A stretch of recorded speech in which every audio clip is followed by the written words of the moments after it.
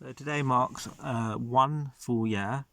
Today, 1 year ago, I won the grand prize at the 33rd Ljubljana Biennial 2019, curated by Slavs and Tartars.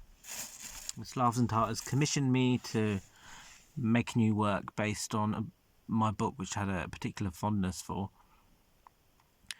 And I adapted the book towards a referendum where citizens of Ljubljana could win secession and independence for a referendum.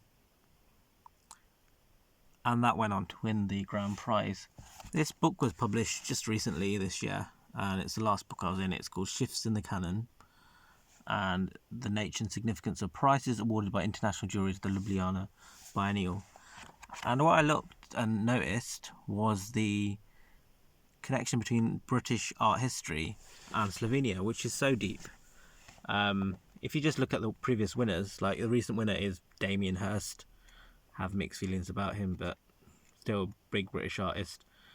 David Hockney, who weirdly in here is listed as an American artist. I guess that's where he lives, but you always think of him as quintessentially Bradford, right? Also, the history of pop art. So, Richard Hamilton, Eduardo Pozlazzi, you know, the guy who does the Tottenham Court Road murals. Joe Tilston is here. RB Kitai is here. Again, mixed feelings about him, but still, this is British art. Richard Hamilton, right? The pop artists. And when you look at the juries as well, so you have the list of all the juries from around the world, and you see Dave Beach, that Dave Beach. Sally Talent, who was the Liverpool Biennial's head. You also see Norman Reed, who was the British director of the Tate Gallery in the 60s and 70s. So this goes so deep. And yet, when I was this British person, okay, it's not the nicest, British citizen to win the grand prize, I mean, I struggled to get anyone to even report it. There's one little paragraph in Art Monthly like a month later, and that's it. The whole thing was covered quite extensively in Art Forum. Art Forum has a huge feature on me and the award. A number of design magazines within America, like Ion Design, which has like hundreds of thousands of followers.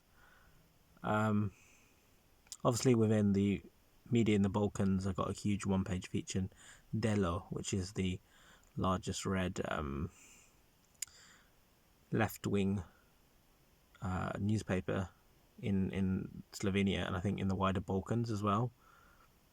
It's just a struggle I had with like getting anyone to put anything in a British newspaper, and also the level of ignorance about Slovenia from people high up in the art chain. You know, I said to someone high up the art chain, a director of a art publisher, and he was like, "Yeah, I've been to the Czech Republic." That was his response.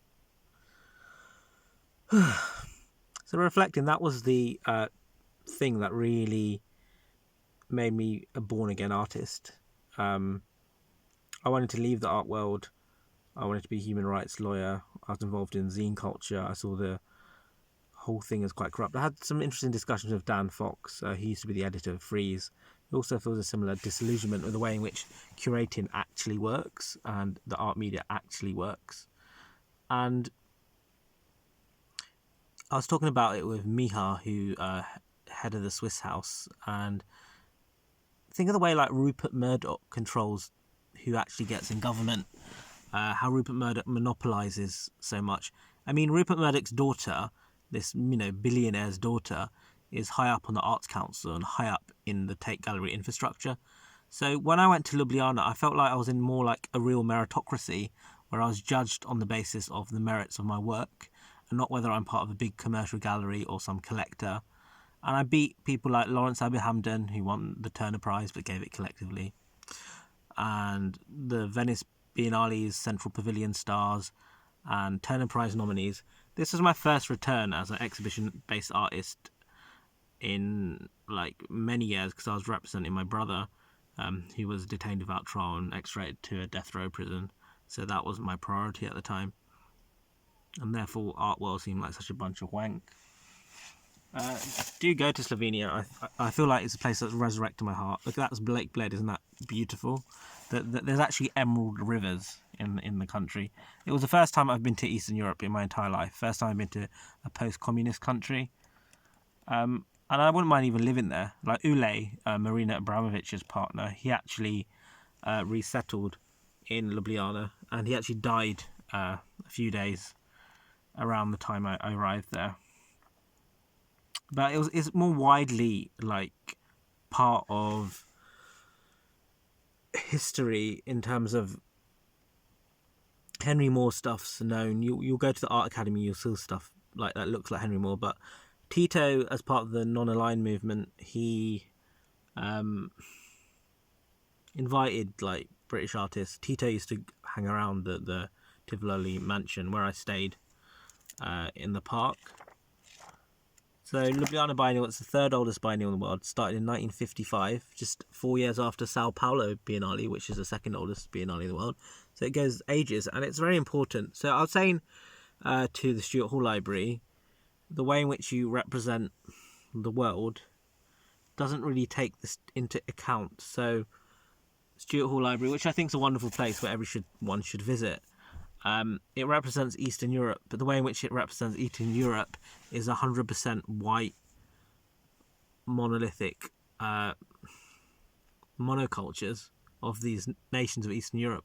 I think even the After All EastEnders map uses, although to be fair, all their staff are really white, even though they're decolonial. You know, decolonial Charles Esch, who basically recolonizes decolonizing. So if you look at the, I recommend everyone get this who's interested in British art history, which is essentially the catalogue of the exhibition. So I went to this exhibition. Helena Tahir, who's one of my closest and dearest people in Slovenia and is half Iraqi, had the exhibition after. So, and my work was mentioned on the wall because it's the last one to win the Grand Jury Prize. I mean, I didn't realise what illustrious history it had. It was, if you look at the names, like Frank, Stella, Tapias, Joan Miro, and me.